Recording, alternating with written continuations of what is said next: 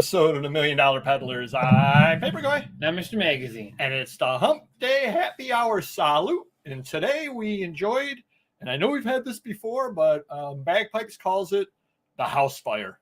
Lefroig? Felt like it's a scotch, and it is a very, very, very smoky scotch. And why don't you tell us who's here? Well, we got the lovely Lori's first out the box. How's it going? Super C Delights, Marvelous Michael, and Delightful Dawn as well. She is on time, and it's really her, she says. So, no fakes, no hacks. I was going to say, what are there fake Dawn Wrights out there? It's really her. Thank God. Welcome, everybody, to show 101 on your dial.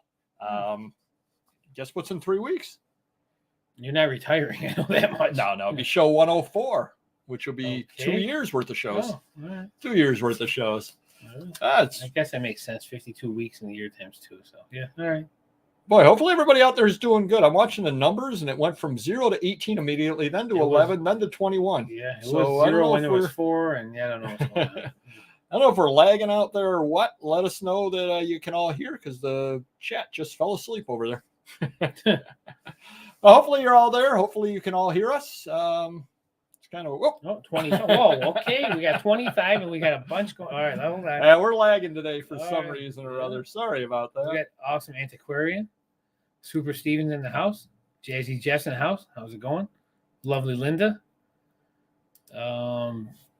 Bright Brian from Oak Book Prickers. Yep, that shot's got me buzzing a little bit. And Nice Nova is in the house. All right, good to see everybody's here. Like I said, the chat is really, really weird. It seems to be batching out, as they say. Okay. So if everybody out Hold on. Marvelous Memphis in the house as well. There we go. Deadbolt wasn't. Last part was locked. Oh. Deadbolt wasn't. Okay, right. Here we go. Yeah, I think. yeah, making drinks. We just pour it and drink it. We're not making anything. We're making content, hopefully. That's about it. All right. I don't know why I want to say Diaper Dan because Diaper Dandy, There you go. First negative for 2023 completely kills sales for me. Oh. All right. Well, better than putrid is better than putrid. That is better than putrid. That is a true statement. Popular Popeyes in the house. How's it going? Feral Girl Vintage. All right. Good for you. We're happy you're here. Cool Catherine's in the house. And Dawn's still here, the real Dawn. All right. So we've already had somebody telling us how their sales are. They're better than putrid. How about you, Mr. Magazine? Our sales are pretty good. Amazon's doing well. eBay's kicking butt. We're putting some heavy-duty items on eBay, so we're very happy there. And it's probably our best month in I don't know how long on eBay, so can't complain there. How about you? Well, we'll see how everybody else is doing out there. So let us know how your sales are doing, as we typically Beautiful do. Barbers in the house. Super SMP, how you doing? And Linda's sales are better. All right, happy to hear that. I can't complain. It's back-to-back weeks with decent sales. Sales everywhere are okay. I can't complain. A lot of international. How about you? Have you noticed international being higher? It seems like every other week. So this week it's light. Last week was heavy. I don't know what's going on, but it's every other week for me. Yeah. Feral Girl has hers are better. Okay. Right, cool. Very good. It's good out there. Yeah, mine are decent. Marvelous Sales are steady. All right. A lot of old inventory. True. Yeah, we're doing the same. We're selling some old stuff. Yeah. All right. Happy to hear that. It seems like everybody's doing well out there. I sold a postcard. All right. I have not sold any postcards yet. So good for you. Steady. All right. Yeah, so that seems to be the consensus. Dandy Dave, how's it going? Seems to be the consensus. Everybody's doing decent right now, whereas some of the weeks everybody's, half the people are doing well, half the people aren't. Right. So people are doing well this week. Oh, except that Popeyes. 2 weeks time away. Well, that's what happens when you get a million items. Jeez. Yeah, I'm surprised Popeyes is even on eBay anymore. Yeah, exactly. I heard they're going to rename Whatnot to Popeyes, the Popeyes Emporium. Discuss the eBay change. Yes, that is right here on my list. We will definitely be mentioning that. And it's going to cost everybody money that does it. Jeez. Sales steady. Okay. Right. Awesome. Anik's in the house. How you doing? $20 a shipping for a cassette. Oh, hopefully they were in I don't know, overseas, Antarctica. Wow. Popular Paul, how's it going? Nice pick. Oh, nice. Good for you. Cool. Some sports cards, I'm hoping. International, yeah. Yeah, that's crazy. I guess those people know that that's what they have to pay for it. You know, they know they've got no other options if they want it. 36 hours of the sale. Oh, well, so I guess 4 bad within to an good. So your average is 5 and 40 hours, 4 and 40 hours. All right. Some people they're doing well and whatnot. All right. Heading on over to the other sites real quick. I sold one item on $1,000,000 one item on Vivs-Views, one item on Biblio, and 10 on Etsy. Whoa. That is a record-setting week on Etsy. You need to hire an Etsy lister. Seriously, I think you'd get it back in spades. 10. Well, I'd like to get it back in dollars. So Etsy's doing well.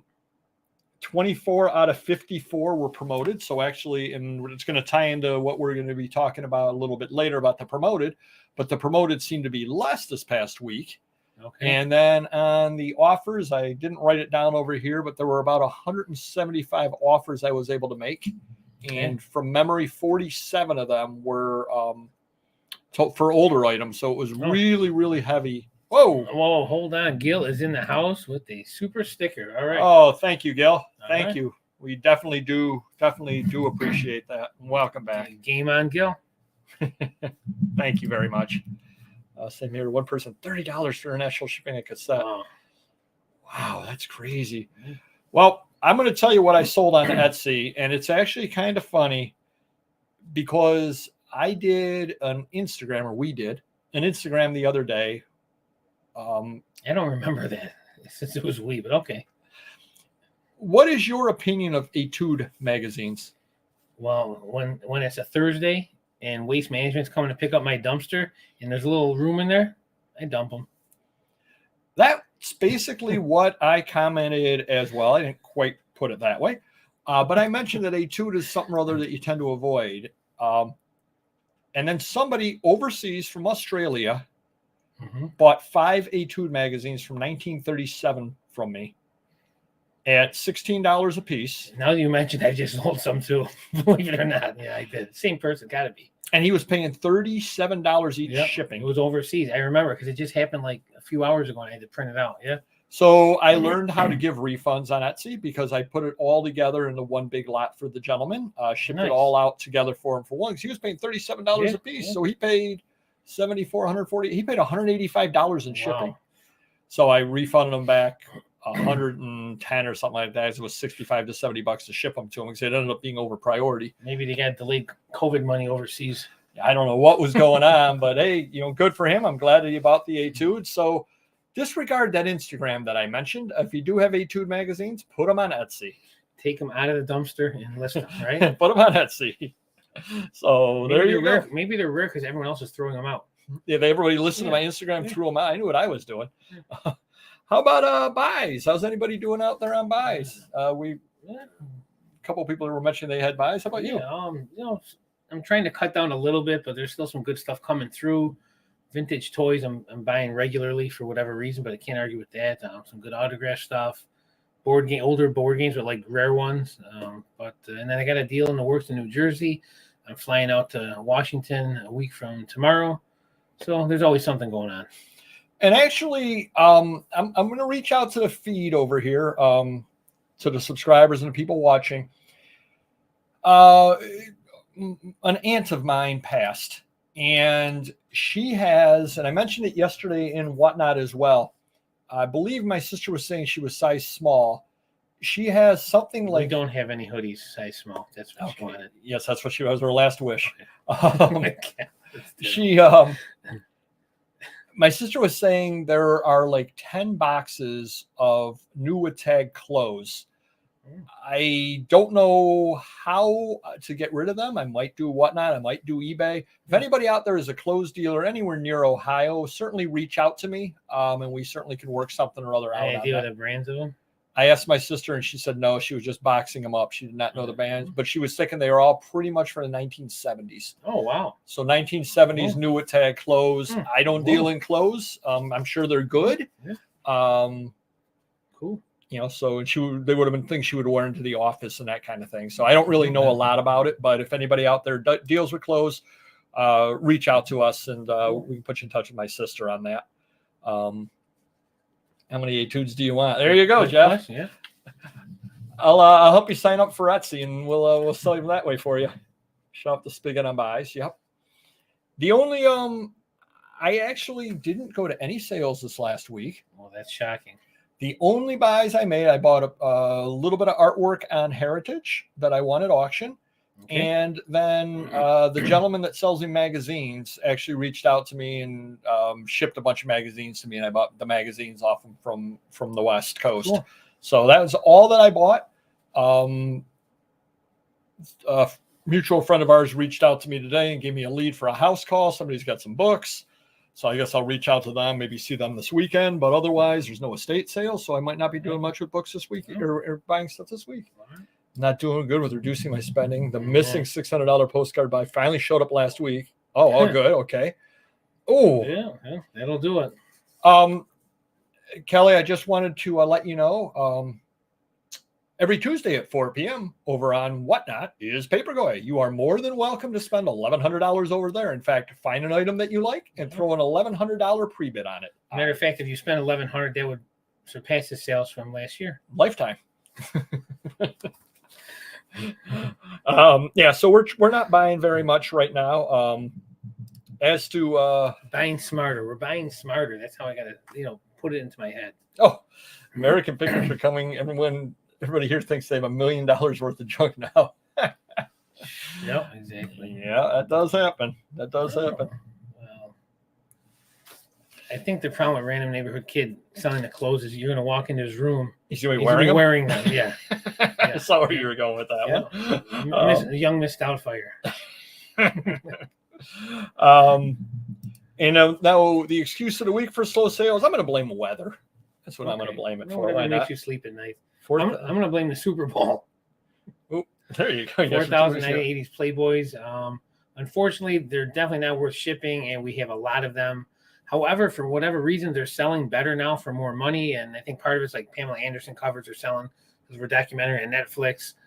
Some celebrity ones are selling still, but we have a whole room of 50,000 of them, so we're good for this, for right now. But you would tell him to pick out the Pamela Anderson ones, list Pamela? List a celebrity one. I mean, you can list them on eBay, I'm pretty sure, most of those. So, any celebrity ones, Drew Barrymore is good. You got the Trump one, those are 1990s. But any celebrities, Farrah Fawcett covers, stuff like that's good. Tanya Roberts, I think, was a good one. So cherry pick the good ones, list the good ones, and then do whatever you got to do to get rid of the rest of them. Put them with the E2s, whatever. And we're going to try to speed up the show today, Mr. Magazine. Really? Okay, so you're going to be a pantomime. Do you know why? No. Because everybody here is going to be leaving at 8:30 tonight because they're going to be going into Whatnot because there is something over on Whatnot where you can meet Lil Yachty and you have a chance to win his kicks. Wow. Tonight at 8:30. And I know the feed if Cardi B's not around, I'm pretty sure everybody in the feed wants to listen to Lil Yachty. Is that how you pronounce his name? I have no idea. Is it Yachty? No, is it Little Yachty? I don't know. If it looks like Yacht, then yeah, exactly. I have zero idea. I just got the email telling me. I don't want to mispronounce in front of my kids. I'll get laughed at. I did get the email saying I could win Little Yachty's kicks tonight at 8:30. He used to own a BMW i8. Did he? Yes. I don't even know who he is. Yeah. I really, truly don't even know who he is, but East Palestine. Oof. Yeah, right. Yeah, true. Yeah, no, my family lives over in Cleveland, so yeah, it's pretty far away from East Palestine. Palestine, yeah, that's how you pronounce it. Couple of things. We'll head on into a glitch of the week. Now, I know a couple of different people have reached out. You were saying that subscriber Paul reached out to you. Yes, just today, a few hours ago. He was having a problem that he's got to do a little deeper into, but he was saying that on the performance tab, I think it was, it was showing that he was undercharged for shipping. So now he's got to dig a little deeper and find out if it's just a glitch on the performance tab or if it's actually that he was undercharged for shipping. Something other to keep our eyes open for. I definitely will. I run my numbers every Sunday, so I'll take a look. And if the shipping number seems really low compared to what it should be, then that could be happening over there. Fantastic Flying Disc is in the house. How's it going? And then Dawn was reaching out. Everybody's getting in the action here for glitches. Good. She was reaching out saying that the number of items that you have on eBay, different numbers are showing up on the computer versus the app.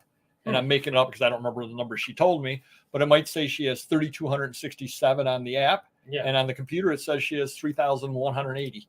So whether that truly is just for some reason one's behind the other, Right. it's not like she's listing 80 items or anything like that. Right. So don't really know why some are showing up one way and some are showing up different. Hudson Hawks in the house. How's it going? The art reselling's been slow. It's been slow. I haven't sold very much art lately.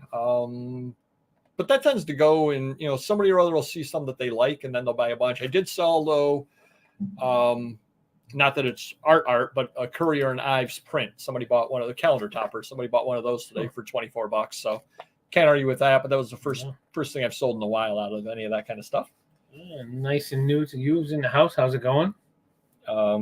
Couple of other glitches over here. And I read this over on e-commerce bites, and then I did see it happen as well in my stuff. Sometimes when you've got the list of the items up, if you click on an item, say that I had not that I have it, but say I had a 1965 Mickey Mantle, you click on that item, it would actually take you to a different item. Really? So it wasn't linked properly. And I did notice that one time, and I go, what the heck is going on? And then it was fine after that. And then other people have been having that as well, because e-commerce bites did mention that. By the way, that is a University of Georgia hat. My son visited there for a football camp last year, so it was pretty cool visiting the stadium and the field and all that, and the field house. It's like a $100 million complex just for the sporting program.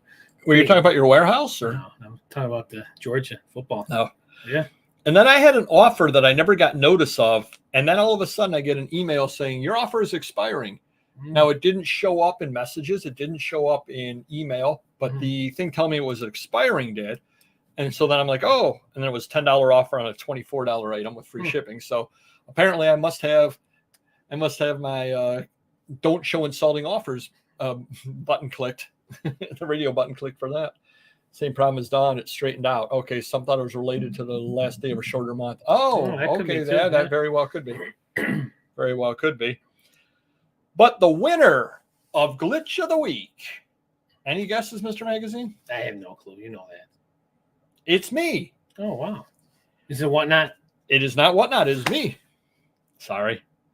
All of the people that requested hoodies, they have been sent out.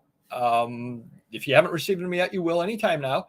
We do still have a couple of more hoodies left, right? So if you do want a we got large and extra large left. We got a few left. Yeah. Yep. If you want those, reach out to me. However, it would help if I gave the proper email. It's actually hello@papergoy.com. So reach out at hello@papergoy.com if you want to receive a beautiful hoodie like that. Thank you. I used to work on Price is Right. I see that. So do reach out if you want a hoodie. No charge. Mr. Magazine has a couple of them left. More than willing to ship them out to the fans. So, but I win the glitch of the week. Shocking. Very shocking. And now we're going to head into the thing that everybody has been talking about. They're calling it the halo effect, is what I read on e-commerce bites. And it's about the promoted listings. So basically, the way it had been working, from my understanding, was that if I'm promoting this glass over here and you click on this glass and you buy it within 30 days and I got 5% promoted listings, I'm paying eBay 5% on it. If, however, you click on this glass and you're like, I don't really want that glass, and then you click on this paper that I don't have promoted listings on, or you click on the paper through a different means, not the promoted one, there's no charge. Well, now they've changed it that if you click on this, then anything that you buy within the next 30 days, they're going to be charging you as a promoted sale. Oh, my Lord. So that's definitely going to increase costs to anybody who's using promoted. Now, from my reading of the way the program is, if this is promoted at 5% and this is not promoted, you will not get charged. If this is promoted at 5% and this is promoted at 10, you will get charged at the 10%. when they buy this. Of course. So it's just, but the other way around, if this is at 5 and this is at 2, you'll get charged a 2. Right. Okay. But basically what it's doing is promoted was always a good way to get people into your store. It would bring your item up and people would come into your store. And what you wanted to do was get them into the store. Then they shopped around and they bought a bunch of stuff from you, and it was great. Now it's still a great thing, but now you're going to be paying the promoted on it, is what it comes down to. And for the next 30 days, if they're shopping around in your store, basically they're going to be doing it. The ankle grab effect. That's another way to put it. They call it the halo effect, but okay. All right. Yeah, that's why I win the glitch. So then the question comes, I think a lot of people are going to be watching how this is going to affect them. Obviously, it's going to cost everybody extra money. Dan's got something to say about that. Oh, it's not correct. I understood as anything that is promoted in a store is charged. Not everything in store promoted or not is charged. Everything that is promoted in store. You're correct. Yep. No, that's right, Dan. Yeah. If I don't have promotions on an item, they're not going to charge you for it if that item sells. Only the items that are promoted would get a fee attached to them. But my question is, as people begin to see the dollar amounts of the charges, I'm wondering if people aren't going to start lowering the promotions. True. Yeah. Because if all of a sudden it starts costing you extra money every month, you can only afford so much money. You can only afford to throw so much money at them. True. I mean, imagine if you're up there, one of those people promoting it 10 to 15%. Yeah. It's going to definitely change the amounts that you're paying eBay. Right. Certainly. What are we at? You're going to have to change mine. You know where we're at? A lot of them were at market ad, which actually isn't that crazy high. And a lot of stuff for the stuff that we sell, it's not that bad. But I've got a lot of stuff just at 2%. But I'm going to be monitoring it. I certainly expect my promoted, which usually run about 50%. I expect that to go up considerably. So I will be monitoring that as well and letting you know how it goes on that. Expensive though. It's just more money out of our pockets on that. Head on into item of the week. All right, and it would be me. That would be you. So we keep hearing about this comic collection that I picked up a while back and getting them graded. Some of it's high grade, older stuff. Just got this back today from CGC. I thought it was pretty cool because it's 70 years old, or at least almost 75 years old. It's Joe Palooka. That's like issue 51. 9.2. But it's a 9.2, which is really cool. Great artwork. I'm not a big fan, but the cover looks like Mr. Magazine and Paperboy are boxing it out in there. But I just thought that was a cool piece. Just because of the color and the artwork and the condition after 75 years is pretty cool. Now, let me ask you a question. Yes, I can treat it to you. Yes. The other question. Oh. Did you check the census?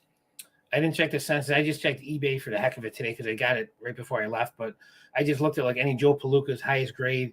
I think I have another one that's a 9, and there's a one on eBay. It's 9, just random numbers. Obviously, if it was if it was a first issue, it could be worth $5,000. Who knows? But generally, they don't go for a lot of money graded unless you got the first series, or, issue 1 or so. But they're still, being this old, they're going to be $100 up to the 1,000. Like this might be $1,000 just because it's a 9.2. Well, and that's something or other out there. If you don't deal in graded comics a lot, there is a thing out there called the census. And what they do with CGC is they keep track of how many of that comic have been graded and what grades each of them are in.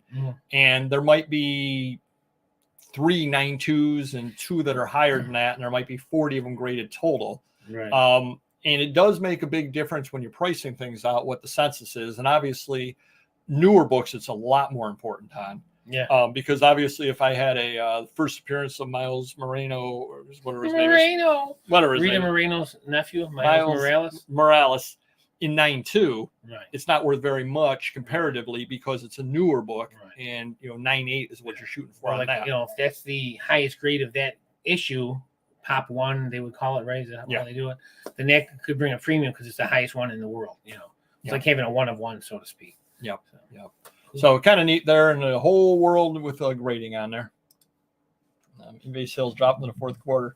Yeah, and that's the whole problem is they're taking more money out of us. Although I did see they were spinning it, that they're focused on some core categories, which would be the what was it, the sneakers and the high price sports cards and all that. Yeah. They're saying that it's working out well.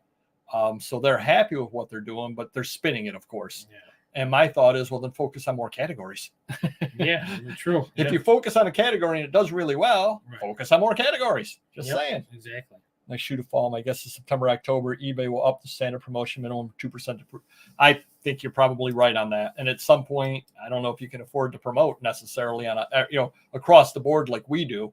Might have to just do it on certain categories or something or other like that. Yep. Very cool. Awesome. Amazon, how's it going?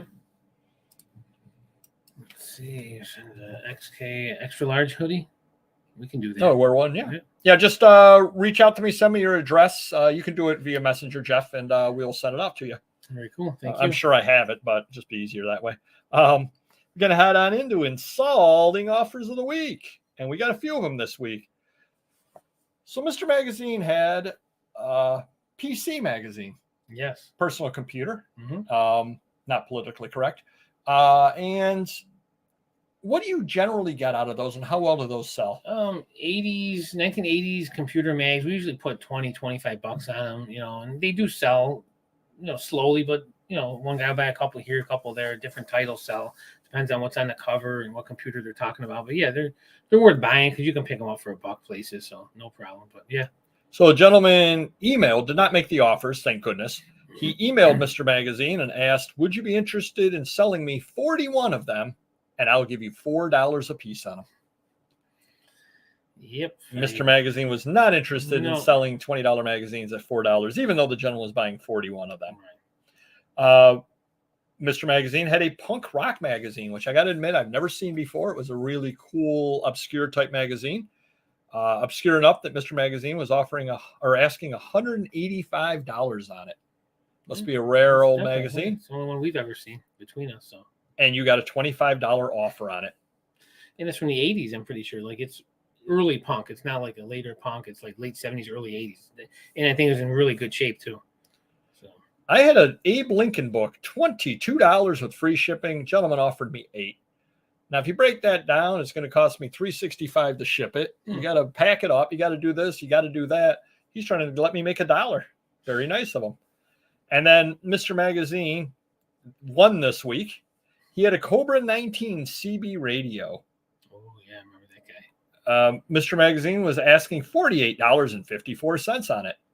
A gentleman offered $25, but then decided to retract that because $25 was an outrageously high offer, and came back and offered $20 because you can't overpay on something like that.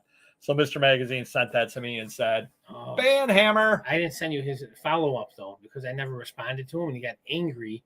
And he said, oh, you don't respond to offers? I go, I do, but I don't respond to insults. Because it's brand new. Like, if you go into Walmart or Target, I think they're $50. So he's trying to get a brand new CD for half price. It's just crazy.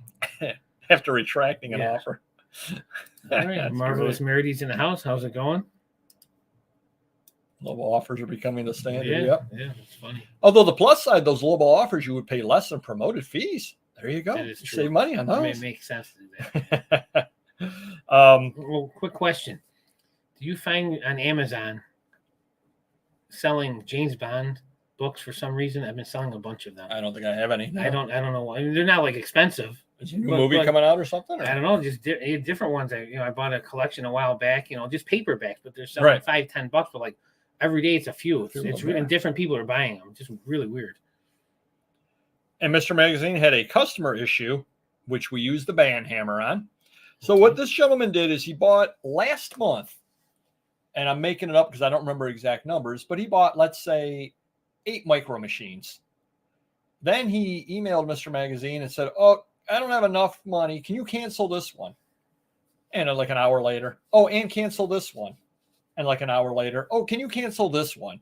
So he ended up buying like 5 out of the 8. Well, then this month he went and he purchased 8 micro machines again. And sure enough, started doing the same thing. Well, I want this one canceled and I can't buy this one now. Can you cancel this one? And I'll buy this next month. Can you cancel this? And he basically canceled more or less his entire order. And he's making lower offers, which are borderline whether do I want to take them or not. So that really answers my Well, question and then at the this other point. side of that too is,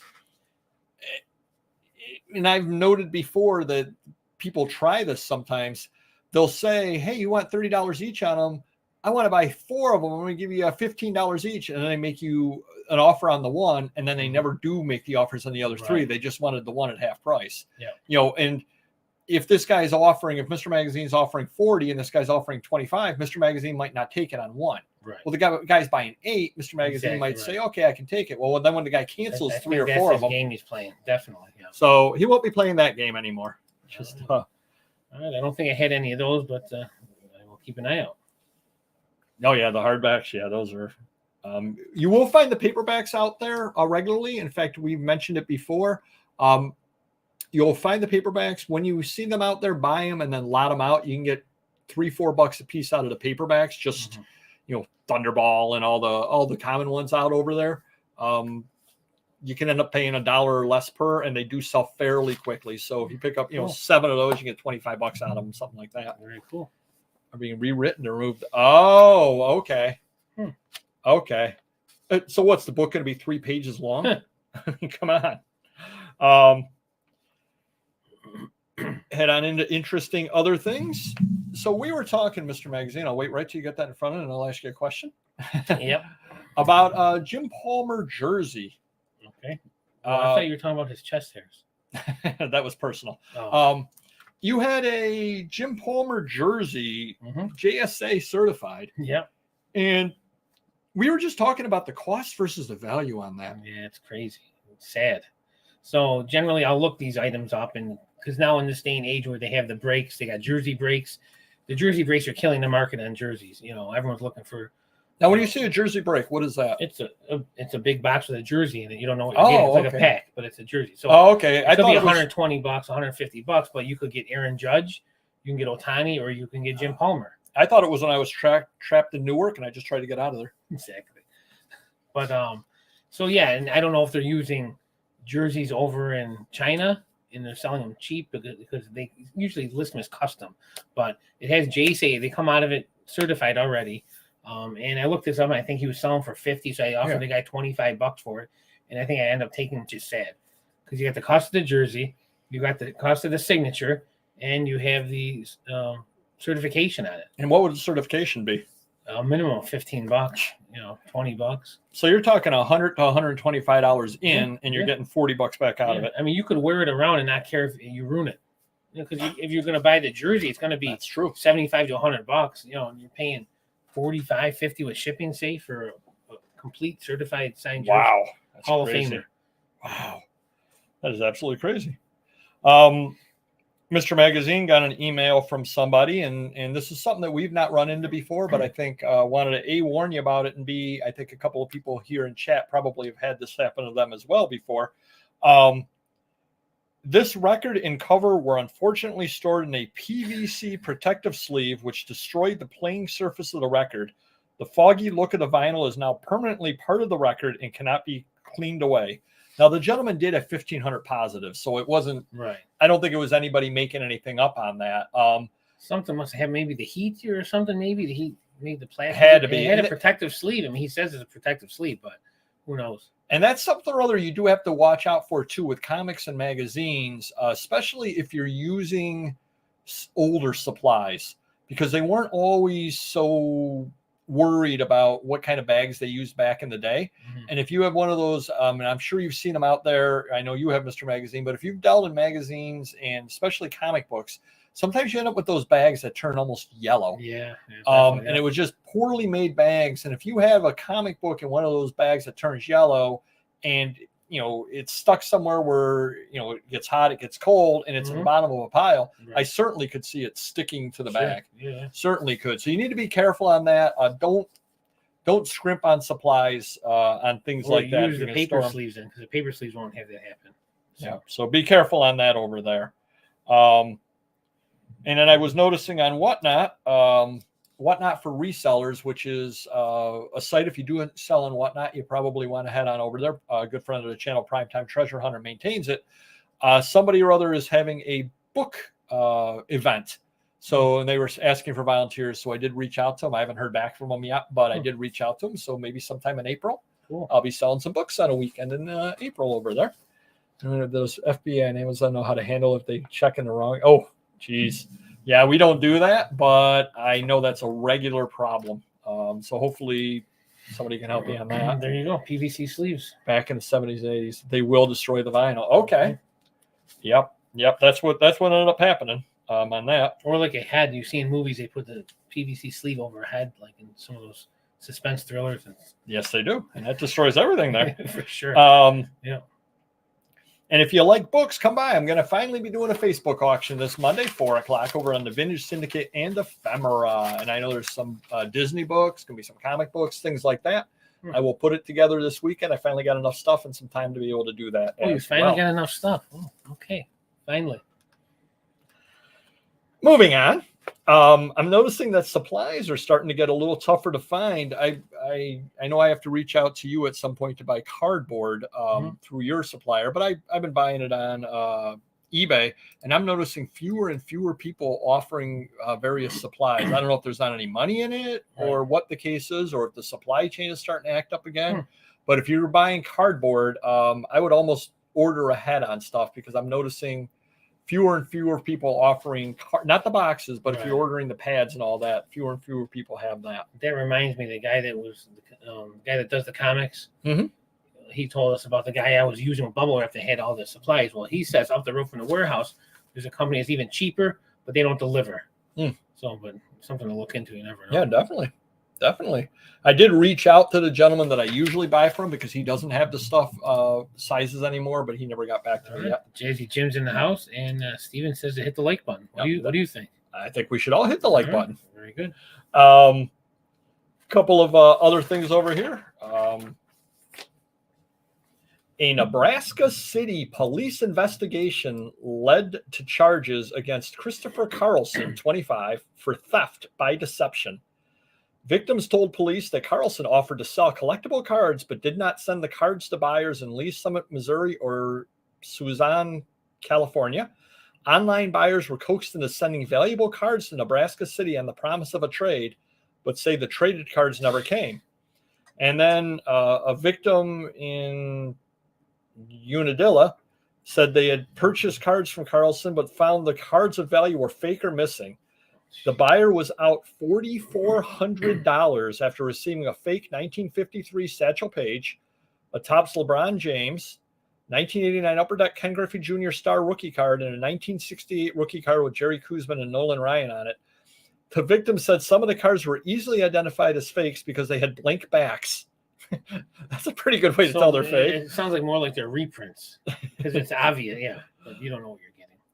But the transaction was made quickly, so the buyer did not have a chance to check the contents of the box.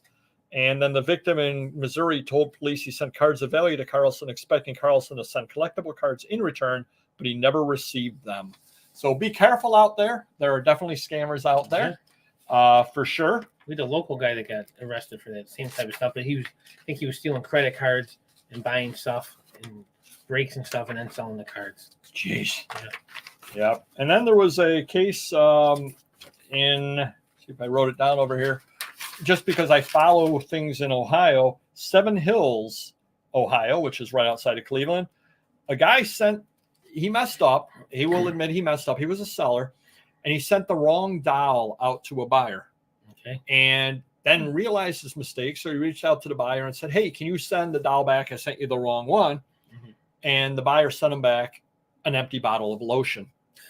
That's stuff that happens to me, so I know that feeling. And this seller ended up going to the police in 7 Hills, Ohio, to see what could be done about it. So that was, And sadly, I'm going to guess nothing, because that's what happened to me when I did that. Probably the 7 Hills cops are going to say we don't have any jurisdiction. Right. Contact is postal fraud. Contact the post office, something other like that. Do you remember, Mr. Magazine, 6 months ago, I'm going to guess, the name Blake Martinez? Nope. If you said it 6 minutes ago, I probably still would not remember that. But it does sound familiar. I don't know what it's pertaining to. The former New York Giants linebacker who retired from the Pokemon NFL guy to sell Pokemon. Yeah, he's killing it. He has made more than $5 million in the 7 months since launching Blake's Breaks, his company that sells Pokemon cards on the platform Whatnot. It was a side venture he started during the pandemic, but his personal connection with Pokemon cards dates back to when he was younger and collected them. Every single day when I wake up, my shoulder doesn't hurt. My back doesn't hurt anymore. When all that hurts are my fingers from opening like 1,000 packs of cards per day. I think I'm going to keep doing this. Well, he was saying his thighs are hurting now because there's so much money in his pockets. It's putting pressure on his thighs. So. He has 15 contract employees. Wow. And a pair of warehouses in Miami and Denver, with another one in New Jersey reportedly coming along. Good for him. Man. So awesome.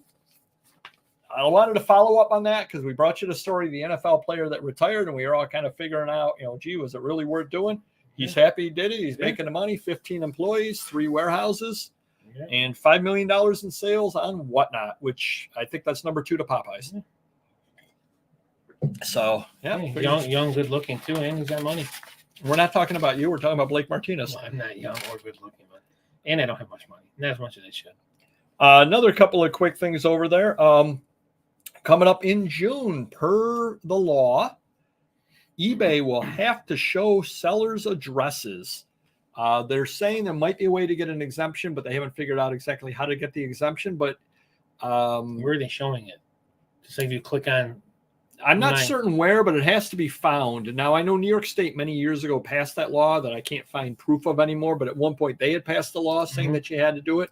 So my address is available on eBay. But now it's going to be some sort of a federal regulation. They passed some regulation. eBay has to know the seller, but almost like, how the banks have that know your customers. It's almost the same kind of deal. But our addresses are going to have to be out there for people to see, just to let you know. Hold on. Triple J's in the house. He's here. He is here. All right. Oh, by the way, the real Don's here, not the fake one. That's good. Yeah, that's good to know. A while ago on Whatnot, I did do giveaways, and the same person won 2 giveaways. And it wound up being £1.50. Wasn't the advertisement? It was not. It was £1.50. So it had to go priority. Guess how much Whatnot charged me to ship priority £1.50 item? $12. $6.40. Oh, wow. Impressive. Which that explains why they don't allow, unless they can work out some kind of bulk deal, why they don't allow flat rate. They're obviously getting a very good discount off of the items on priority, because to be able to ship 2 pounds, I don't remember where the person lived at, but for us to ship 2 pounds, there's no chance we could ship it for $6.40. But they were able to do so because of their bulk buying deal they have with whoever they purchase it through. When are you retiring? Oh, I don't know. Sometime in the future. 54 weeks, 2 days, but who's counting? Did you tell him when that happens? When that day happens, he's going to do a Whatnot giveaway of the sunroom. No. We got to clear out some stuff. Just do a giveaway. It's the easiest way. They got to come get it, though. Well, even worse would be I do a giveaway and nobody signs up, and I'm like going, "Come on, somebody sign up for my stuff. It's free. Somebody take it." The living room this week. The books in the bathroom next week. And I still can't give it away. And then the other interesting thing. Double J's in the house. How's it going? Another thing that I found really, really interesting, and I do appreciate everybody just allowing me every once in a while to ramble on about things that I find interesting. There was a court case recently.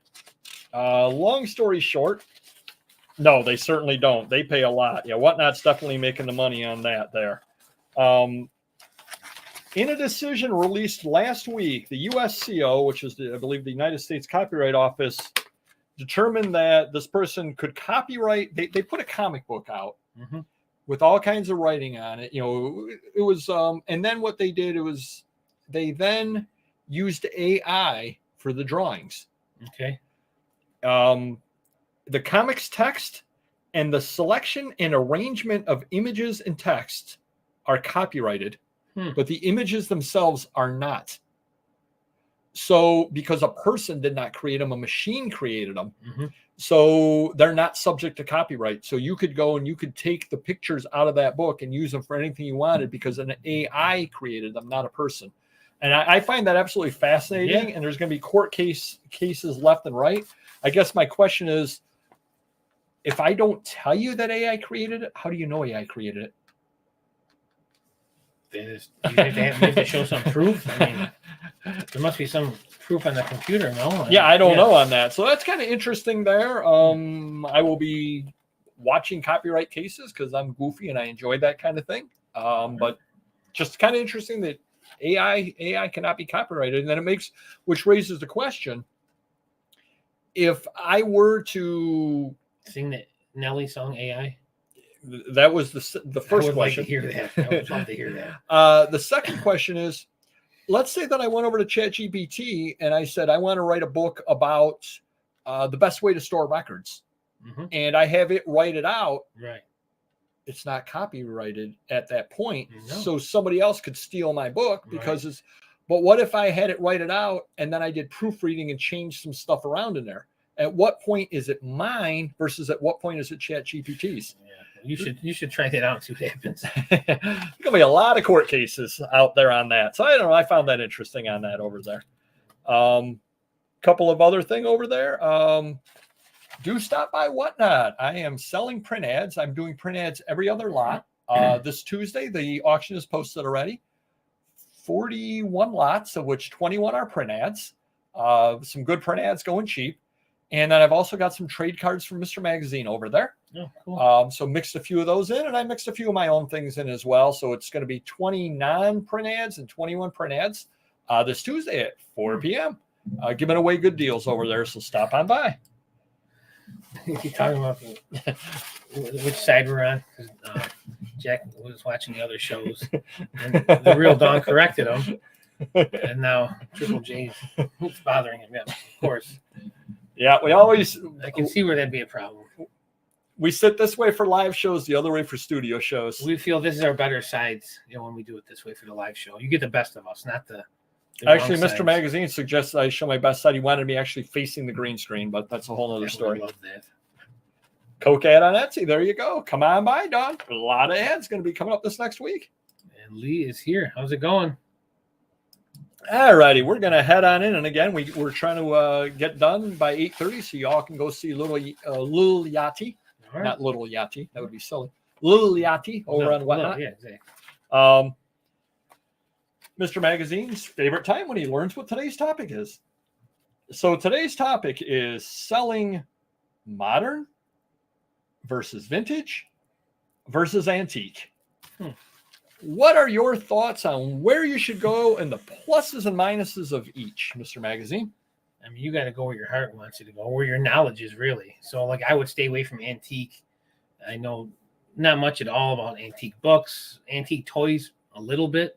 Modern, I know a lot of, and vintage, I know a lot of, as far as magazines and toys and comics and so forth. So I stay with what I know, what I grew up with, what I feel that I'm an expert on, and that works for me. Well, and you also have another situation in that you've also got listers, and nothing against any of your listers. They're generally younger than we are. Yeah, late 20s, early 30s. Yeah. So they're even of the next generation or two generations from us. Right. I am an anomaly at my age group for knowing a lot of the things I know about the 1880s. Yeah. Certainly, I don't think Random Neighborhood Kid could name, if he could name 10 people that were alive in the 1800s, I would be very, very surprised about that. He just, and nothing against him. Yeah. It's just not, in his interest group.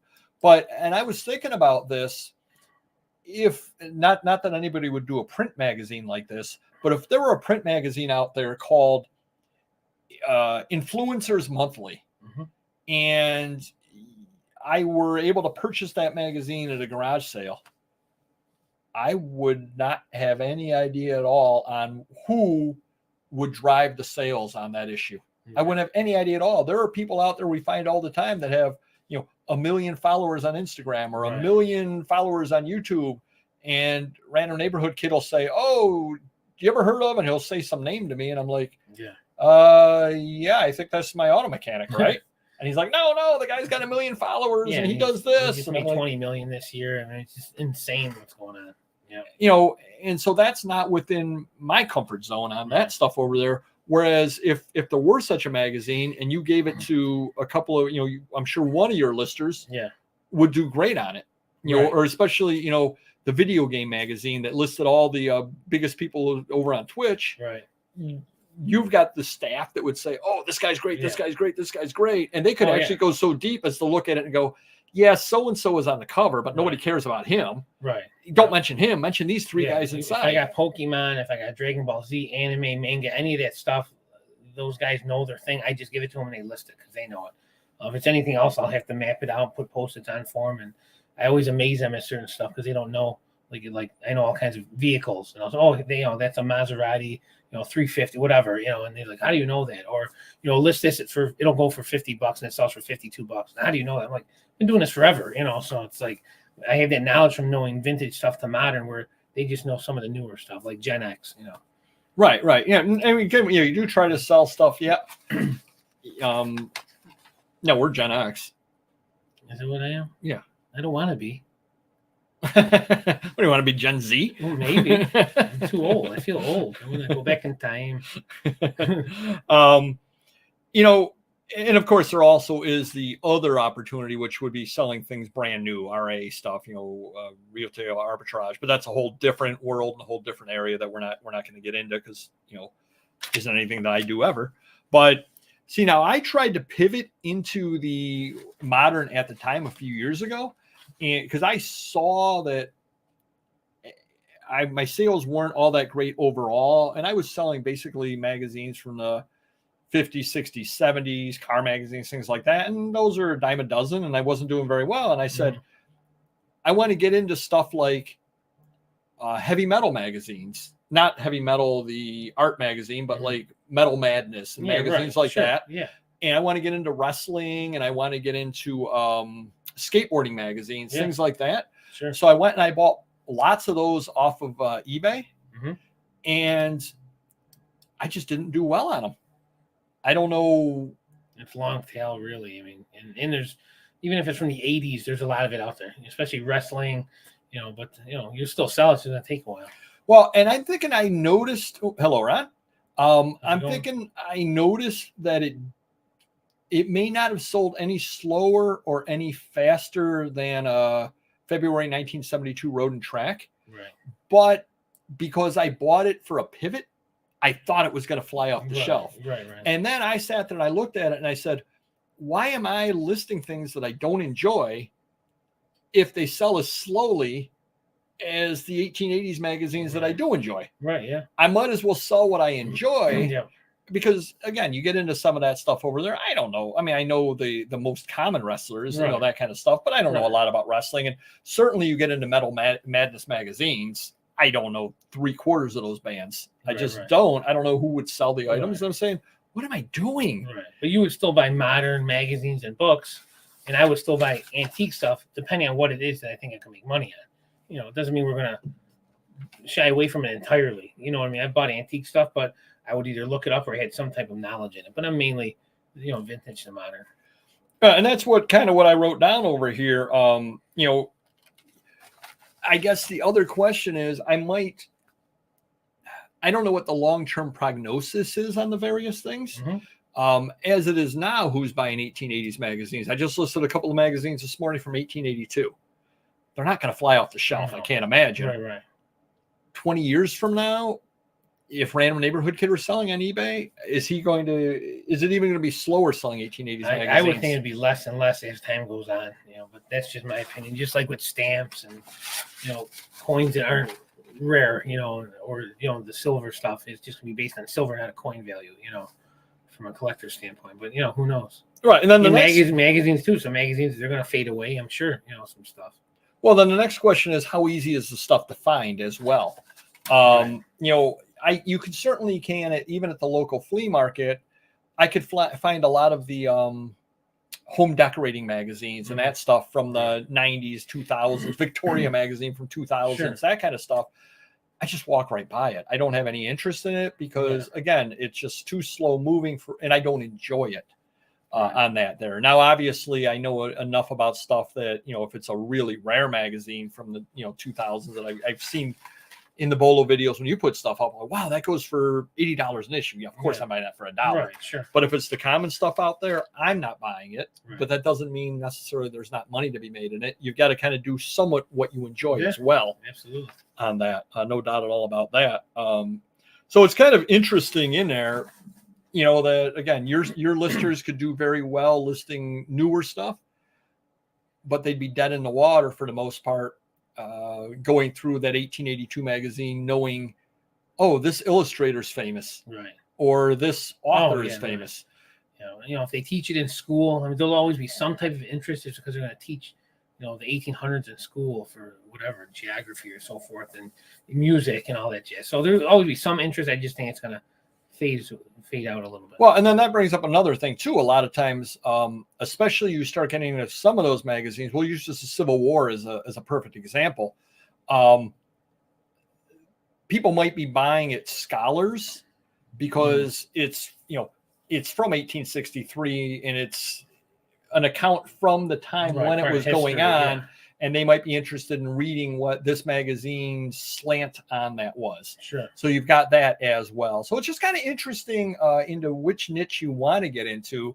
And it goes across niches. I mean, anything they're still producing today, you've got postcards, you've got the, you know, the RPPCs from, you know, the private mailing cards and all that from turn of the century all the way through to they're still making postcards today. And somebody out there, I'm sure, is making a killing on postcards that were made within the last 20 years. That a lot of people out there, postcard dealers, are just shaking their heads going, that's worthless. Why would anybody want that? Right. And it's the same thing. Well, where's the person making the money off those? Yeah. You know, is looking at the old stuff going, yeah, but I can find this stuff and sell this stuff. Sure. So there's no right or wrong answer to it. It's just kind of what you enjoy. But we kind of wanted you to think about the different niches out there and the pluses and minuses of selling into each of them. From how quickly they sell to how easy they are to find, to who wants them. Right. And I think that unfortunately in a lot of the older stuff may be coming into play at some point, maybe not in my lifetime, but certainly in Random Neighborhood Kids' lifetime. Now this might be fake dawn. I can't tell from the answer here, but fake dawn. One niche, two niche, red niche, blue niche. All right, Dr. Seuss, right? Or she would say one niche, two niche, red niche, blue niche. Exactly. Seuss says yes. A couple of other things over there. BMX. Now that I know would be good. Yep. Those I do pick up. That is something in the modern era that I know about. See here, Virginia Independent, CW Tourism are having the same problem with ephemera sellers. Yeah, there's a lot of problems out there for everybody, to say the least. Say the least. Yeah. All right, so hopefully that got you thinking a little bit out there about, you know, again, expanding your horizons, but don't expand your horizons just to do so. Again, I made that mistake with Metal Maniacs magazines that I probably picked up about, 25 of them back in the day, and I probably got 12 of them left, and then I picked them up 10 years ago, something like that. If you want to head on into the rambling story of the week. All right, so we got 2 minutes, and I have to do this under 2 minutes. I know everyone wants to leave to see Lil Yachty. So anyways, we do our shots once a week. By no means we are alcoholics. I very rarely drink. A couple times a year I might get a little overboard and get crazy, other than my wife's limo party, maybe one other time. So going back about 10, 12 years, my wife's cousin was having a housewarming party, but we did a pre-party thing at her in-laws, my wife's parents. Okay. And I think flavored martinis were popular at the time. You know, I don't know. And they want to do something cool and had all these different flavor ones. You can try them out and stuff. And I don't think I've even had a martini at the time. So I drank one or two. It was all right, you know.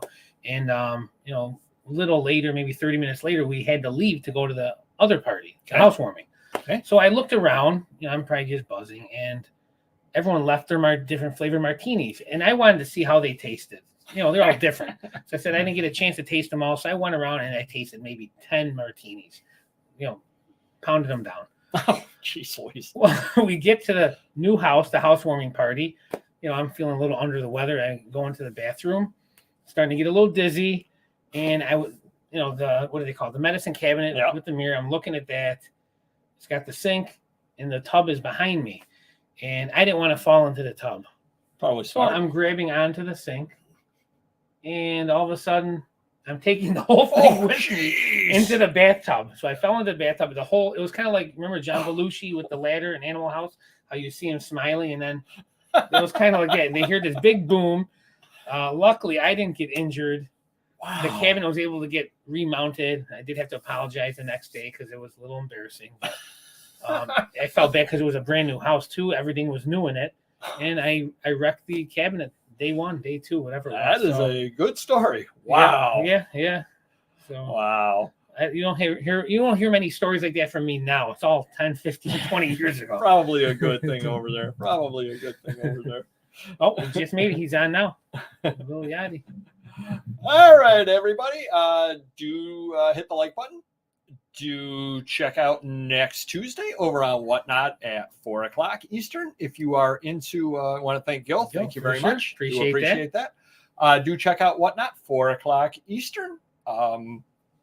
Print ads and trade cards and other stuff.